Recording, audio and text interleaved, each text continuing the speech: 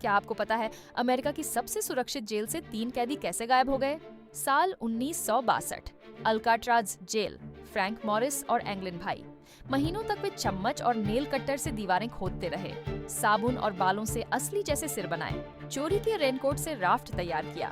11 जून की रात वे ventilation shaft से छत पर पहुंचे। सैन फ्रांसिस्को की खाड़ी में गायब हो गए। एफबीआई ने 17 साल तक जांच की। आधिकारिक तौर पर उन्हें डूबकर मरा घोषित किया, लेकिन कोई लाश नहीं मिली। हाल ही में ब्राजील की एक तस्वीर सामने आई। दशकों बाद एंगलिन भाइयों की केस दोबारा खुला। उनकी बनाई डमी ने घंटों तक गार्ड्स को धोखे में रखा। दीवार नरम करने का तरीका सालों तक गुप्त रखा गया। आज तक कोई नहीं जानता वे बच गए या मर गए।